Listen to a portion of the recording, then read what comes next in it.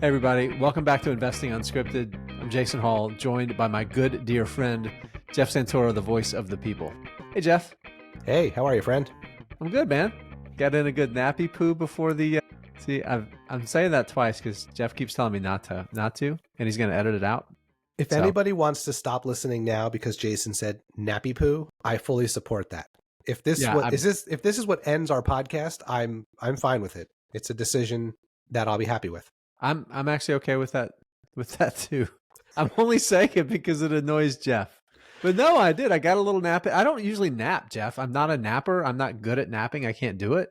But I got in a 20-minute nap today and I feel really good. Got some Diet Mountain Dew now. I'm ready to do our mailbag. So if you listen on Spotify, there's a little poll question thing at the end on the app. Let us know if you think Jason's energy level was what you're used to or lacking. We'll get a little listener feedback. All right, it is a mailbag episode. Before we dive into said mailbag, a couple quick reminders. We have new contact information now that we changed the name of the podcast. On Twitter, we are at InvestingPod, which I still can't believe was available for us. Our email is investingunscripted@gmail.com. You can also subscribe to our newsletter, which you can get on our social media accounts. Anywhere that you have our information, you'll find a link to that, or you can just do investingunscripted.com. We have that domain. You can check out our YouTube channel for video versions of these podcasts, but also short videos that Jason and I do, and Jason also does with last week's guest, Tyler Crow. And don't forget, please give us a rating, give us a review. We got another Apple Podcast review this week from someone, so thank you very much for that.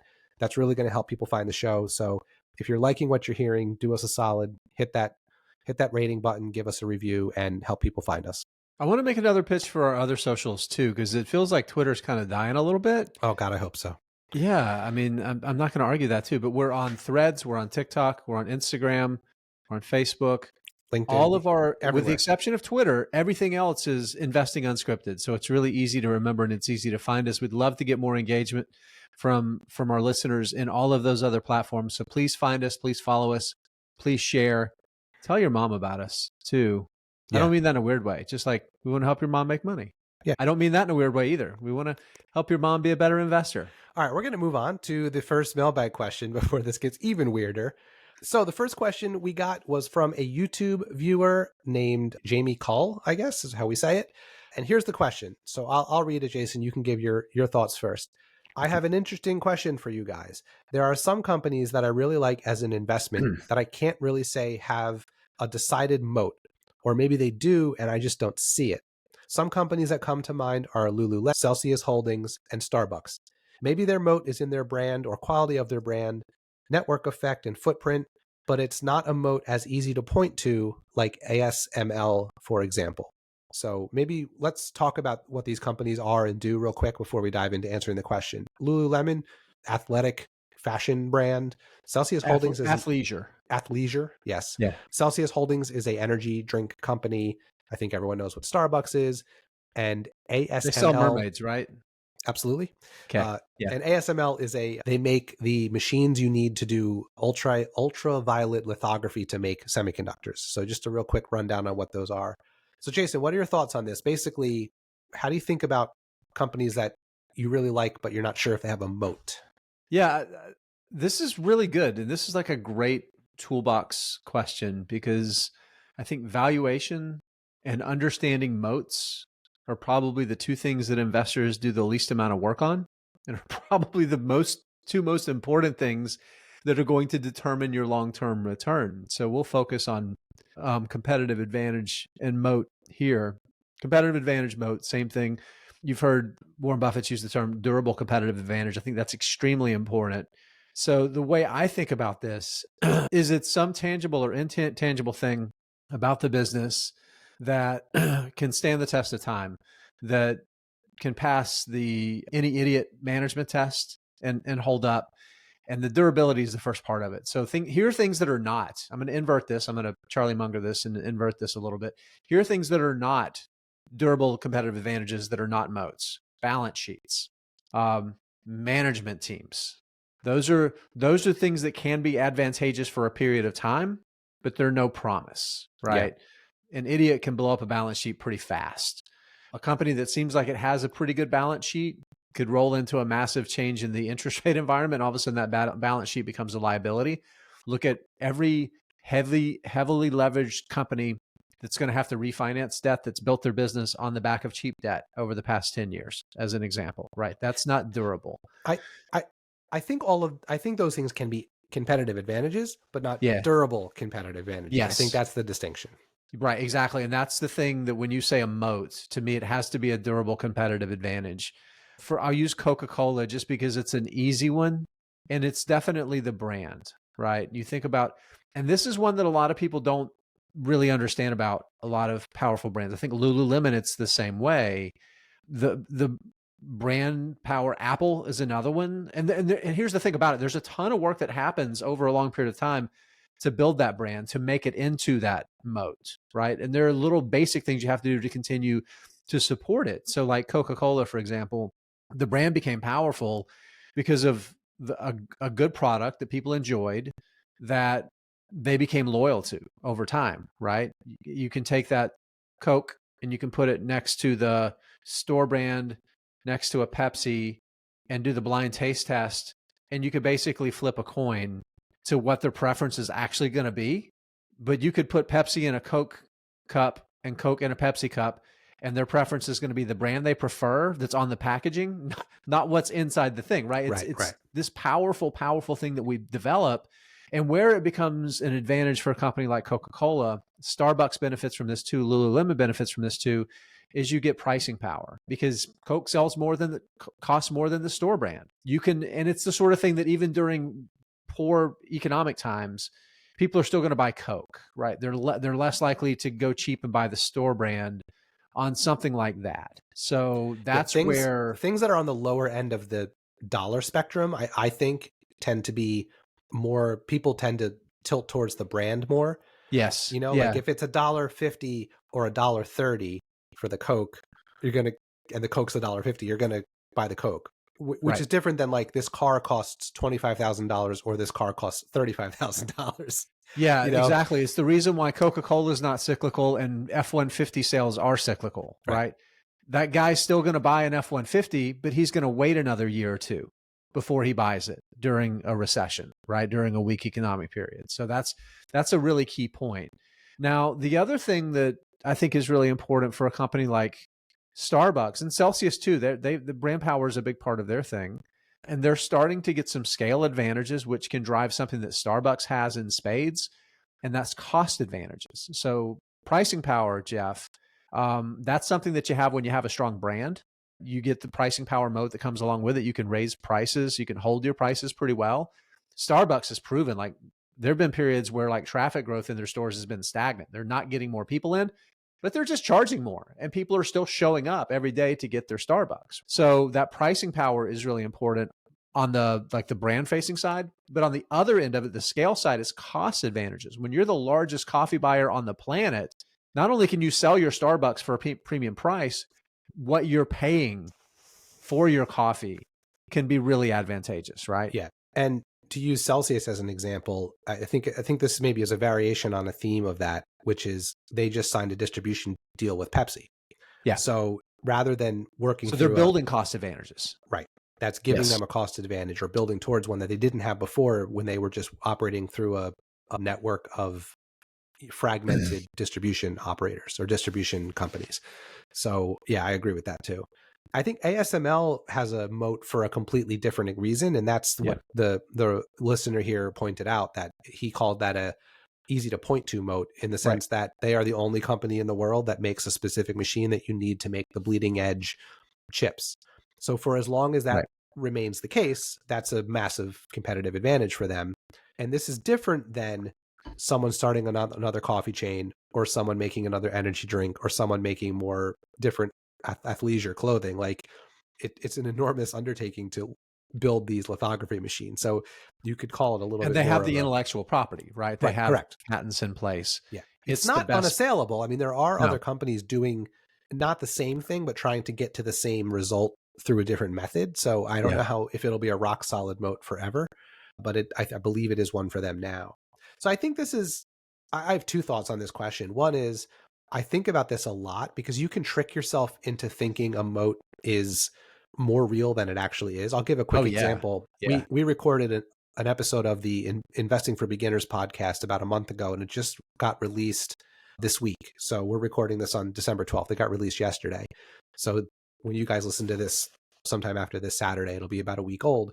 And one of the stories I relayed was they asked us about mistakes we made earlier in our investing careers. And not that mine's that long ago, but I made some moat mistakes with things I invested in because I conflated or I confused moat with all my friends are using it, like confirmation bias instead of anecdata. Yeah, anecdata. Like the example I used was Peloton. Or no, I didn't even use Peloton. That's a good example though. The one I actually used was Stitch Fix, something I owned very early in my investing life. And it was simply because a lot of people I knew used it. And I confused that with moat, which is not the same thing at all. So familiarity and anecdata is not a moat. It can be a entryway into a good idea, but it is not a moat. Well, you said something before you bring on the other thing. I want to stay on this one for a second, Jeff, is confirmation bias, right? Because you were looking for things to confirm what you wanted to believe. For sure. Not trying to disprove the thesis. Yeah. I mean, I mentioned Peloton too, and I think that's another good example. Still to this day, tons of my friends and my wife's friends regularly ride their Peloton. And I, for a long time, mistook that as a moat as well. And I think to some degree it is. I think they have a little bit of brand power, but I don't know, you can get a different brand bike and use the app on your phone. So it's like, it's not, I guess you're still using their app, but not exactly the same thing. So the other thing I wanted to mention was there's actually a decent book that covers a lot of this that if this listener doesn't know about, I would recommend. It's called The Little Book That Builds Wealth by Pat Dorsey. And he basically lays out the 4 types of business advantages you can have: intangible assets, switching costs, network effects, and cost advantages, which is, we've been touching on some of these as we've had this conversation. So our listener here who sent the question, or anyone else, that would be a good resource just to read more about it. Jeff, I want to, before we move on, just because I think this is such a fun topic and it's such an important tool set for investors to build, learn how to use, and to keep sharp. What is a company that it took you a while to realize the strength of their competitive advantages, specifically like if you have one for, we've talked about intangible assets with brand power, right? We've talked about that a ton, but like switching costs and network effect, I would love to hear you talk about maybe a stock. I've got a couple in mind for both of these, but if you want me to go first, I can go first. But I just think that it's so important to understand how powerful these can be. I want to think about it. So you go first, and I'll have one by the time you're done. And I'm springing this on Jeff live here as we're making this, by the way. So no, but this is a good thought. I'm glad you asked me live, because I want to force myself to think about it. But you go first. Buy me some time. So I'm gonna go with network effect first, because it's a lot of times the companies that have network effect are companies that nobody likes, everybody uses, and they don't have a choice, right? And it's not that they don't have a choice. And you'd think that this would be switching costs, and it is switching costs to a certain extent, but it's network effect that has this.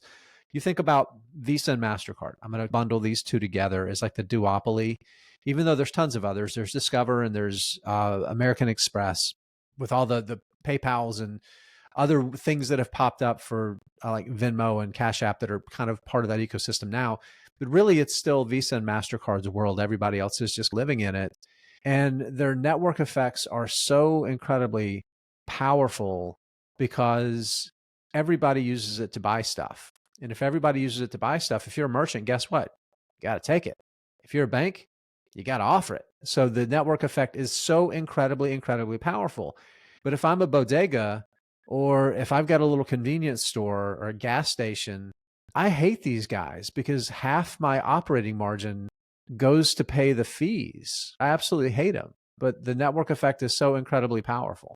Yeah. So I have two network effect ones, and they kind of go together, and it's Airbnb and Etsy. And the reason I kind of put them together is they're both two-sided marketplaces, right? They both have buyers and sellers that they need to attract. And it's a true platform where Etsy and Airbnb, they're not competing against with either one of their partners. They have a platform, and they connect buyers and sellers. Right. And the more of one that come to the platform, the more it drives the others. Yeah. So if you're looking, there's like, I'll give an example for Airbnb. Like there's other places you can go to find places to stay. Even VRBO or Vrbo, whatever they go by, does the exact same thing. It's not like you're competing with hotels, but it's if you go to one and the other and there's more people on Airbnb in the area you want to go to, you're like, oh, I'm going to go there. And then more people go there, and then more hosts decide to put their homes on there. So it's like this self-fulfilling prophecy. Some people call it the flywheel effect of just building on itself. And I think Etsy's the same thing. If you're looking for handmade, bespoke gifts to give to people, that's the place to go. And if you're the kind of person that makes those gifts and you know that's where the buyers are, then that's the place to go. And it just builds on itself. I had a hard time thinking about switching costs, but I don't have necessarily a specific company. Well, I do, but I'll use it as an example because I don't know enough about the industry to say that this is a rock solid moat. I think when software platforms that companies use become very entrenched across a lot of different workers, that actually can be a pretty high switching cost. So like a company I own in my portfolio that's done really well as an investment for me is ServiceNow, which I don't think is a super well-known company, but they do essentially software to help businesses be more productive. And I'm just using them as an example. But if you have a 6,000 employee company and they're all using ServiceNow, let's just use it as an example, for everything, for HR, for the IT department, for onboarding new employees, for payroll, for all the different things companies like that can do. Can you switch? Absolutely. But you think about like, oh man, all these people have to be retrained on this new system, and the people in this department are super cranky and I don't feel like dealing with them. And every time we do anything new, they complain. There's this, and then you're like, all right, it's worth the extra 10% I'm paying just to keep with who I have. Yeah. So I think any kind of software company that, and I think this is where people get tripped up, because it's easy to look at the new shiny software company and say, oh, switching costs. But I don't know that it's that easy, right? It's got to be something that's like entrenched and deep into a company, and not something where like, oh, only 12 people at the company actually use this, so it's easy to switch out. So that's one example I could think of off the top of my head. I've got a switching cost one, and this is just this. There is no business on the planet that has more powerful switching costs than banks. Think about Bank of America. Bank of America. This is through. Okay. All right. This is I'm through argue June with you a little bit, but I see where you're coming from. So this is through June. I don't have their latest quarter pulled up in front of me, but as of the end of their June quarter, they had just under $1.9 trillion in total deposits. Now wait for it. 751 billion of that, Jeff, is non-interest bearing. There's $751 billion sitting at Bank of America right now, not earning any interest when you can get 5% in an online savings account. So I'm going to push back at you with that one, because I actually did think about that. Here's what I would say. I think it's a competitive advantage. I don't know that it's a durable competitive advantage, because in a world where where interest rates stay high, and I mean, I'm going to use high as in like what they are now, if not a little bit higher. Let's just say we have 5%. You can get 5% on a high yield savings account for the next 5 years. I don't think that number's what it is now in 5 years.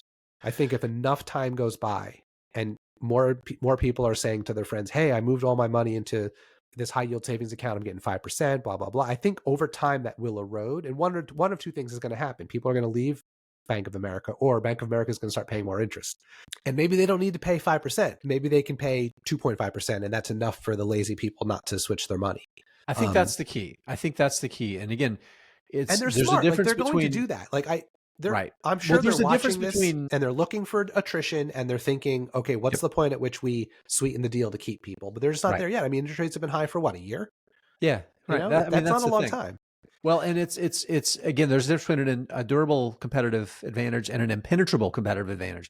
Eventually, Bank of America is going to have to raise rates, but the durability is going to be that they will always be able to, I firmly believe this, because the same way at JP Morgan, same way at Wells Fargo, they're going to be able to, same way at US Bank, they're going to be able to be below the market, right? I really think they're going to be able to stay below the market. I would agree.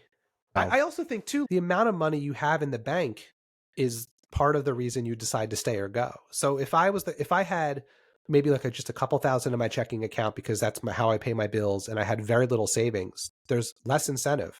Like 5% on a small amount of money might not be enough but if I have $200,000 in cash in my savings account, maybe I'm thinking about it differently. That's a lot of money, So yeah, I would agree with you. It's probably somewhere in between. It's not an impenetrable moat.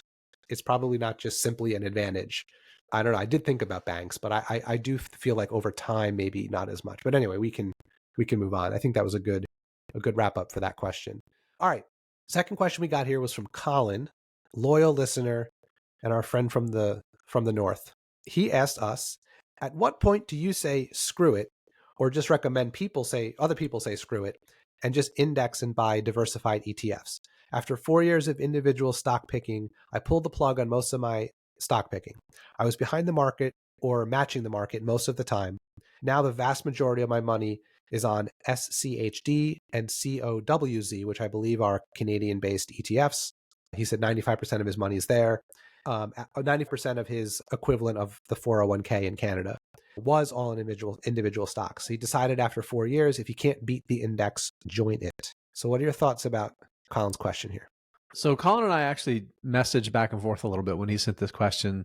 And Jeff, you and I've actually talked a little bit about this, and this one might turn into a full episode at some point because he told me he was following your stock picks, and that's why he decided to just start indexing. Yeah, there you go. That's probably true.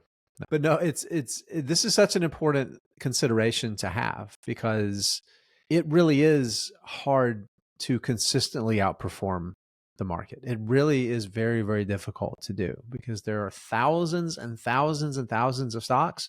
Most of them suck.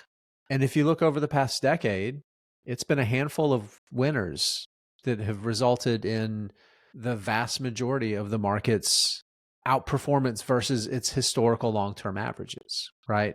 And there's a good chance that a lot of the people out there that are buying individual stocks, maybe they have a value bent or they don't want to buy the biggest companies. And guess what? If you've been focused on value or avoiding the biggest companies, you've underperformed the market most likely, right?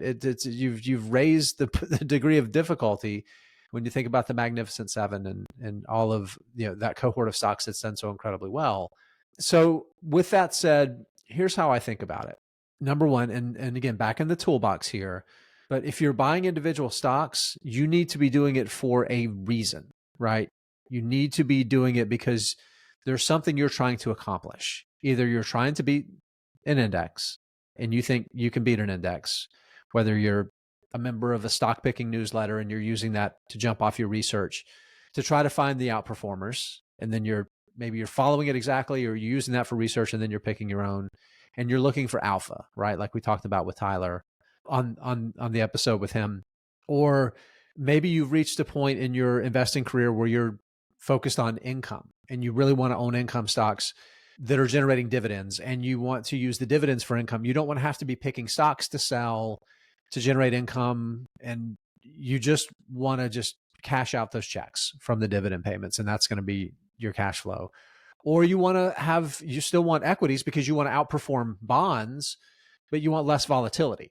So you're focused on low beta stocks.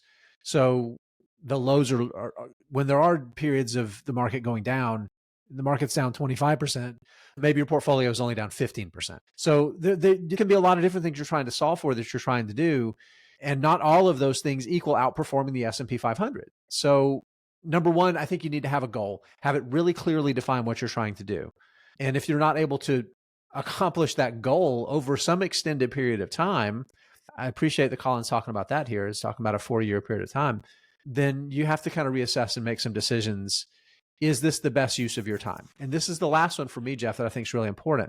If you're not doing as well, but you're close enough, but you're having a hell of a lot of fun, and it's scratching an intellectual itch or whatever purpose it's fulfilling, and it gives you some fulfillment, maybe you do still keep doing it, right? But if it makes you miserable, index up.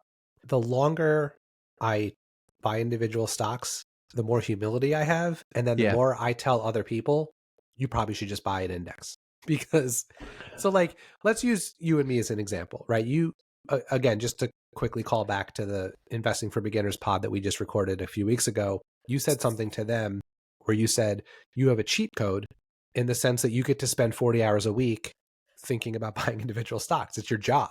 I barely have that cheat code. I devote pretty much all my free time to investing because I'm interested in it. I like it. I get up early before work and I do stuff with it. I come Jeff, home your from sons work. texted me. They miss you. I'm sorry, sons? Your sons texted me. They miss you. Don't So there's these 2 little boys that live in your house. Oh, those kids.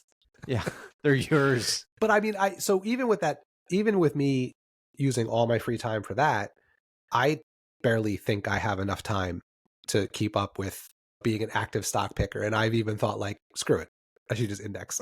So I get it. I get where Colin's coming from. I guess the other thing I would say is this might be the right move for Colin right now, and it might be the right move for Colin forever, but it also doesn't have to be forever too. So one of the things I talk about a lot, but I probably don't give enough thought to is I spend all of my time worrying about 10% of my portfolio because the rest of it is in index funds. But it's only because I had a 20-year-ish head start on building up the index funds before I even got into stock investing. So one thing I have said to other people who are interested in investing is I think it's perfectly appropriate to start with index funds and maybe even build an index fund base to your portfolio.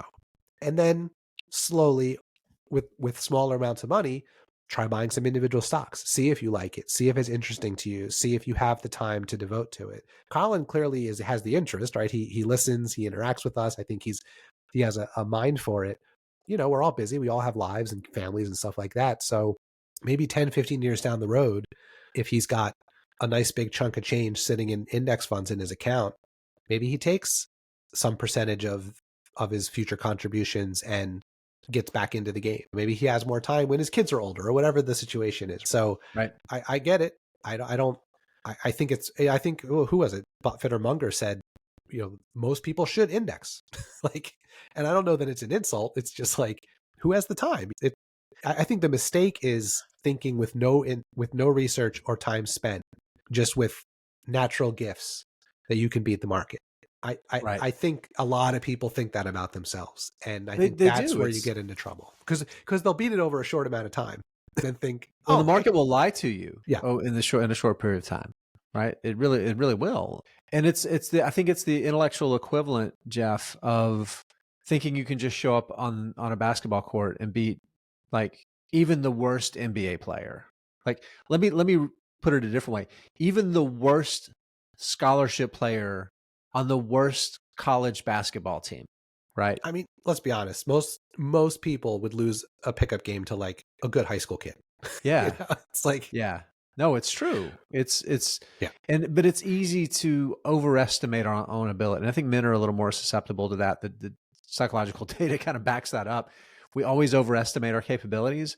And the problem is that with stocks, it's so easy to do it that we don't realize how hard it is to do it well.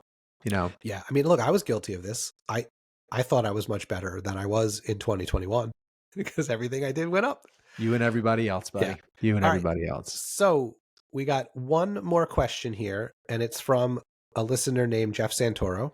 And he wrote in and asked, the end of the year is coming, and I keep hearing people talk about tax loss harvesting. What is this, and should I be considering it?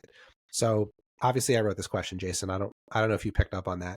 I actually think it'd be a good thing to talk about at this time of year. I obviously do know what it is, but let's talk a few minutes about not only what tax loss harvesting is, but I'm curious how you think of it. What do you do it? If so, how? If so, when? And then I'll share my thoughts on it too.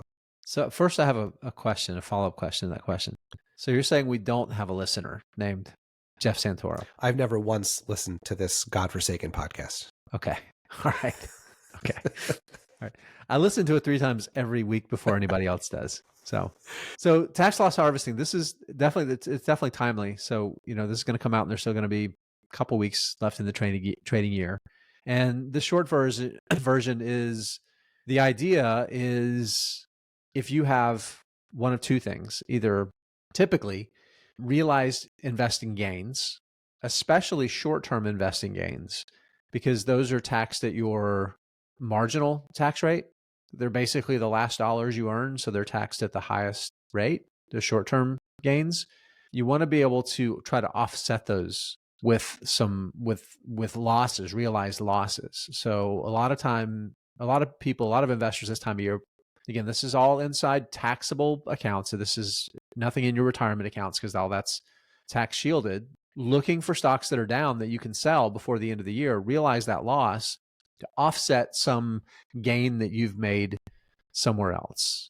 And there's limits to how much you can offset. I'm not going to quote all those. I want people to go out there and actually do a little bit of research on their own to find it out. You go on Investopedia, Motley Fool, Seeking Out. They all have articles talking about this kind of thing. Here's another cool thing about it, Jeff, is you can actually offset a small amount of your regular income as well, which is kind of nice. So even if you haven't sold any stocks at gains, but you're holding some losses and you've been thinking about selling them, you can offset a few $1,000s of actual taxable income too, right? Right. Yeah. So just to put it in layman's terms, if you sold stock X and it made you $100 in profit, and you sold stock Y at $100 worth of a loss, it should equal out, right? There should be no impact on. There's essentially no capital gains. It offsets reported. the taxable gain, right. so you won't pay taxes on that gain. A couple things I want to make clear, at least how I think of this. So don't think tax loss harvesting should be a time to go sell companies that are losing that just for the sake of tax loss harvesting. At least not, that's my opinion, right? This is not investing advice. So I'm going to build on that. I have some thoughts too. Keep going. So if I have a stock that I still really believe in, like this was a big thing last year, not so much now because we've had such a good market year, but I remember thinking at the end of 2022, when basically everything in my portfolio was in the red, kind of challenging myself and thinking, okay, I'm thinking of selling this stock. Am I really selling it because I truly no longer believe in this company? The thesis has changed. I don't want to own it, whatever. And it's convenient time to take the tax loss. Or am I looking for a reason to sell it because it's down? Right. right. So I think that's the sort of mental check you sort of have to make. You know, I would hate to sell something just because it happens to be down in December because I'm trying to defer some taxes or whatever, and then all of a sudden 2 years later it's up, it doubles, and I've sold it. So, and also just one more thing, and then I want to hear what you have to say too. You don't have to sell all of a stock to realize some tax loss harvesting. So right. Another example would be, let's say you bought, I don't know, I'll say Starbucks because we already talked about it in this episode. Let's say you bought Starbucks in 2003 and that purchase is up a lot, and you bought Starbucks in 2021 again, and that purchase is down a lot. You can sell just the one from 2021 and keep all your shares that are earlier, right? They should be in your brokerage in the tax lots that you bought them in. So that's just another thing to consider. You can choose which purchases of a stock, if you've bought it multiple times, that you sell. That's another way to sort of go about it. Yeah, you need to check with your different brokers, treat that differently. So you need to make sure, like before you hit the sell button, what your broker is going to default to. Are they going to sell your newest tax lots first or your oldest? Make sure you understand all that. So I want to push back a little bit on the selling stocks you like as part of a tax strategy, because there are ways you can go about it. You just have to be mindful of the repercussions. But before I get to that, there's a really important aspect of tax loss harvesting that's important to understand.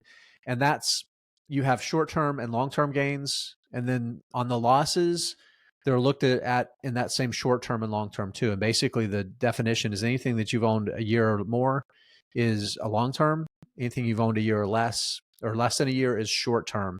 And typically you can only offset long-term gains with long-term losses, short-term gains with short-term losses, up to a certain amount. Again, it becomes a bit of a gray area. Yeah. So again, don't just look at, a stock that you bought 3 months ago that's doubled and you've made $1,000, and a stock that you've owned for a year that's down $1,000 and think you can just offset it. Make sure, talk to a tax professional. There's plenty of stuff on the internet you can read up about it to make sure. Not tax advice.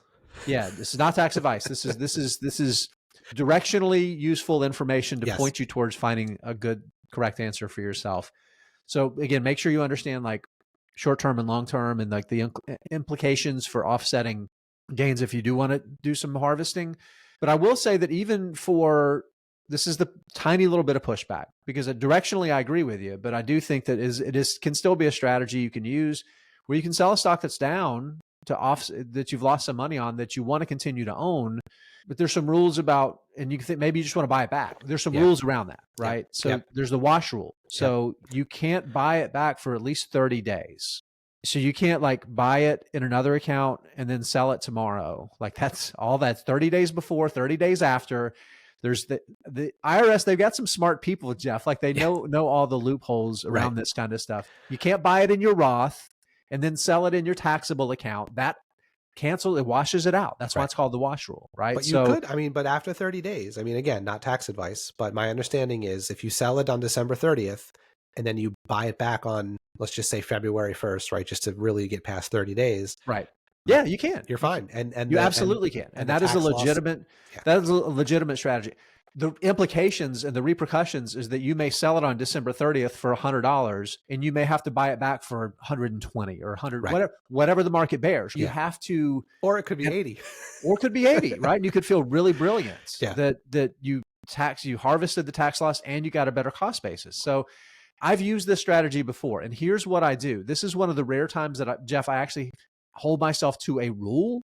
I specifically record the dollars that I realize when I made that sell. So I sell that stock at a loss and I realize $1,000. That's what I get. 31 days later, or whenever I'm going to do it, I will invest $1,000 in that stock, no matter where the price. Now, obviously, if the stock price is doubled and it's like way out of my normal valuation range or something weird has happened, I'll revisit. But within some range of standard deviation, like I fully commit to rebuying at whatever the market price is. So I don't try to outsmart myself, right?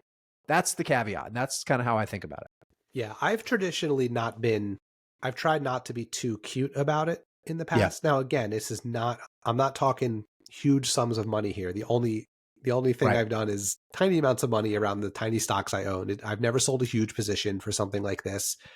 I honestly don't even go back and look to see, oh, how many gains have I, or how much have I realized in gains from things I've sold, or how much do I want to offset my income? I don't even go down that road.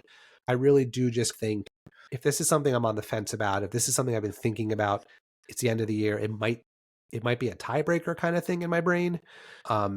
And I've not yet done what you just said, which is sell it, keep track of what I did, revisit after 31 days just to see. So that's another way to, I'm glad you mentioned that. That's another way to actually do it strategically and not necessarily bail on a stock that you do want to hold for the long term. Well, and you hit on the key reason why it's a strategy that I do use and I've been using for maybe 4 or 5 years now. And we've talked about it before, Jeff. 90% of your invested wealth is in retirement accounts. You've only recently begun buying individual stocks with exposure to taxable brokerages. I've been investing in some taxable accounts for a lot longer. So it's larger sums of money and it's meaningful enough that it's a strategy that can make a material difference and be useful for me. Yeah, for sure. We're going to do a quick break here. And when we come back, we're going to have a little conversation about the way the market has felt. We have a market vibes check-in coming at you after this short break. Hey, Jeff. Yes, sir. How's your vibes, bro? I don't know if market vibes is like the right thing to call this, but it really is just what I wanted to talk about. So let's give it some numbers. Jason, what has the market done? And we'll use the S&P 500 as a proxy for the market. What has it done since its October 2023 low point? So this is for the S&P 500. I think it was October 27th was the 2023 lowest point. Low point, right? The decline from the kind of the bear market rally we saw, and then the market declined a pretty good bit. And the S&P 500 is up 12.8, just basically 12.8%. Now that doesn't include dividends. That's just a level change, just to keep it easy. But basically 13%. Okay, here's my next question. And what is it up for the whole year to date as of December 12th? S&P 500 is up 21%, Jeff. This is my question, and I don't know if you have this data in front of you, but this is what I was thinking. I've had these market vibes feelings at certain points in the year, right? So the whole first half of the year was surprisingly good. I think we both talked about that, especially as we did the portfolio updates. We were kind of surprised to see how quickly out of the chute the market went up in January and then kind of did well for most of the year. And then I remember feeling in October, I think we even might have done a market vibes B block on an episode sometime in the fall about how it felt totally different. Yeah. But really since then, it's felt very frothy again. You know, the fear and greed needle has in my mind pointed squarely towards greed just in the last couple months here. So that's why I wanted to put some numbers on it. So it's really turned around since that October low.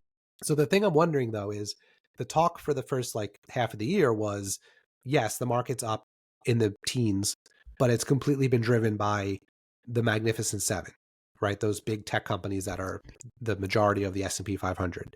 I'm curious, do you know this? And if not, maybe we can take a second to find it. Has that also been the case since that October low? Like, has the Magnificent Seven companies driven this more recent run, or has that been a little bit more widespread? So Alphabet, one of the Magnificent Seven, is up 8.4% Okay, so since they're October lagging the 27th. market since that Lagging the point. market. And notice, and it's a very short period of time, right? But lagging the market by a pretty substantial amount. It is the only one of the Magnificent Seven that's lagging the market by a significant amount. Microsoft's up 13.5%, and then going up to NVIDIA's up 17%. And then you have 15% or better for basically all of the rest of them. They're all doing really, really well. I'm trying to think, what's a good proxy for the rest of the market? Probably the Russell 2000. So how's that done since the October low? Do you want to guess?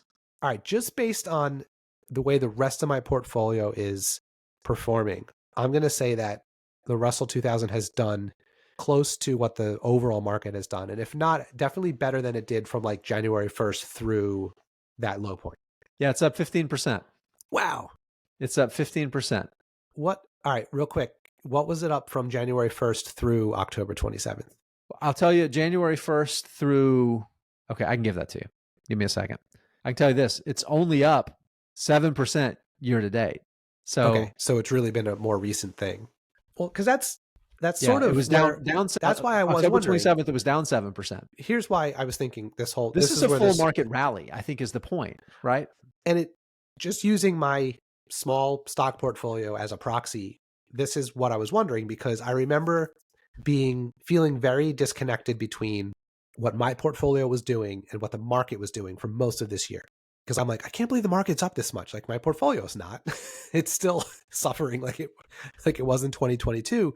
Over the last month or two, I've felt completely different about it. Stocks that were middling, stocks that were really kind of stuck at the bottom are starting to rise up, and the market's still doing well. So I was just curious, like, so it really does feel like the rest of the S&P 93 is catching up, I guess is another way to think of it. Yeah. So or the 493. Russell, all right, the Russell 3000 is what I meant. The Russell 2000 is the small cap index. The Russell 3000 is the small and mid cap. Okay. What's that done? Yeah. Same. Interesting. Round figures. It's done basically the same. But again, the point is that we're actually seeing a full market, even as the Magnificent Seven continue to do really well. The rest of the market's coming up. Here's what's changed. I mean, I know what it is. I don't know. So I don't know what it is, other than I'm happy about it. What do you think it is? It's sentiment. Obviously, that sounds like a lazy answer, but here's what it is.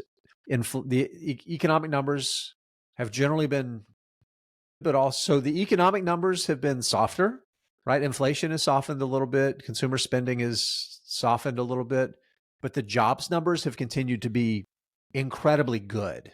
So you put those things together and it's like the best case scenario of what the Fed has been trying to do, which is tamp down demand, but not tank the economy. And that bodes well, because it tells investors that the economy is going to continue to remain strong because people are going to continue to working. GDP is going to move up. Companies are going to be profitable. Rising interest rates aren't going to kill business. Yeah, I would agree. But here's, and maybe this is still sentiment, but I also think it's that it feels like, again, this is sort of anecdotal / me watching my own portfolio, but it feels like most companies did better in their Q4, 1 and 2. Well, I guess Q1, 2, and 3, like reports that happened during this year. I guess Q4, 1, 2, and 3, right? We get all those in 2023. It just feels like if there was any bad stuff that was going to flow through that came from interest rates being higher and all that kind of stuff, maybe hasn't hit yet. Yeah. So I think, and that's tied to sentiment, I think, to some degree, but I think the business performance has been maybe better than people thought. And that's where I think the sentiment is coming in. Yeah. And I am curious if this is just a delay of some pain for some companies and we're still going to see it in 2024. Maybe that's a different conversation, but do you think, so I guess this is why I wanted to bring it up, Rick. I wanted to bring it back to the toolbox and what people can take away from it. Do you invest differently based on the market vibes? I mean, sort of, because I'm pretty valuation focused and I have been for a long time, Yeah. right? And depending on the vibes, the stocks that I'm interested in may be more or less overvalued, and that's going to affect where I'm going to deploy my capital. And the other part of it too, and I want to say this too, I think part of like the vibes aspect and the forward looking and the sentiment part is I think the market so broadly has this, and I believe it's misguided expectation that interest rates are going to start getting lowered. There's just no evidence to support that happening, barring a recession, right? Right. That's the thing. Yeah. You don't get both. You don't Right. get both. Yeah. They'll go lower when we hit another huge crash. Yeah. Think about here's how the Fed works, and think about the Fed's toolbox. The Fed's toolbox is largely making interest rates go up or down to get the economy to dance how it wants it to, right? They're holding the, what do they call those? The marionette strings. Where's Waldo? They're holding the Waldos, right? That's what Waldos. They're called Waldos. Yeah, they're okay. Yeah, they're called Waldos. Yeah, so they're the ones holding, and it's interest rates, right? Up and down and up and down. And it would be mind-numbingly stupid if I'm the Fed to lower interest rates in a perfectly healthy economic environment, because I'm taking tools out of my toolbox and leaving them back in the workshop, and then I'm driving to the job site, right? Yeah. Because if you're the Fed, you want to save that ability to lower every 25 basis points you have is an opportunity to affect the economy in a way that you want to affect it, right? Yeah. No, I agree. And I think I'm the same as you. Like I would say I do change how I invest based on vibes, because vibes is really sentiment, and sentiment drives price, and price drives valuation. But I probably am the opposite of what most people are, in the sense that when it gets to feel like it does, at least to me right now, I'm more likely to not buy a lot. Yeah. And when there's like blood in the streets and it's dropped 10% in 2 weeks, that's when I'm more likely to start buying things. Because if I learned any lesson in my almost 4 years of stock investing, it is when everyone's excited, don't buy. And when everyone's freaked out, buy. So yeah, I think it does impact me, but in the opposite way, the hopefully good way. Yeah, I can appreciate that. I keep waiting for the next shoe to drop, but not one of those old man yells at clouds. All of the nonsense we've heard over the past 10 years about, I'm not even going to get into the details, but it definitely, like, the cost of capital environment has changed in a durable, there's that word, durable way, sustainable way, that is going to be very different over the next 10 years than it was over the prior 12 years. Right. And I don't think people understand the repercussions of that enough. I want to offer one example of that, and that's NextEra Energy Partners. Tyler and I have done a bunch of videos about it. Before they pulled the rug out from underneath themselves on their growth plans, we recorded a video saying, hey, this is going to be a problem. We recorded that on a Wednesday, and on Friday, they did a presentation that said, hey, this is going to be a problem, talking about interest rates. And then just this week, we saw like the first signs of that when they rolled over 10% of their debt, and the interest expense went up 70%, right? And they're going to roll over like 2/3 of their debt over the next 2.5 years. There's a lot of companies out there they're going to face with that. And that's we haven't, like you said, we haven't seen the full of rising rates on businesses. And I think investors have just got to be really, really mindful of that reality. And here's what I worry about.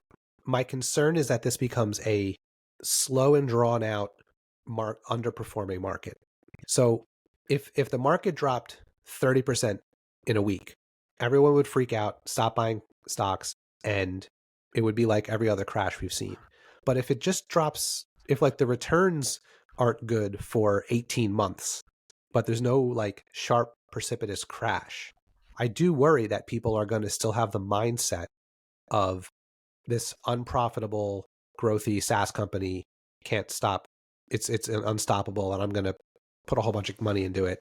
That's my worry for investors, is that in the absence of like a sharp, super noticeable crash, the pain's going to be a lot more sneaky. Do you know what I mean? Does that make any sense? Yeah, I do. And like I think a perfect example of that is the 1970s. S&P 500 gained 16% in the decade, and interest rates were substantially higher for a big portion of that. So I just wonder when and if people will notice, or do they just look back on a decade and go, oh man.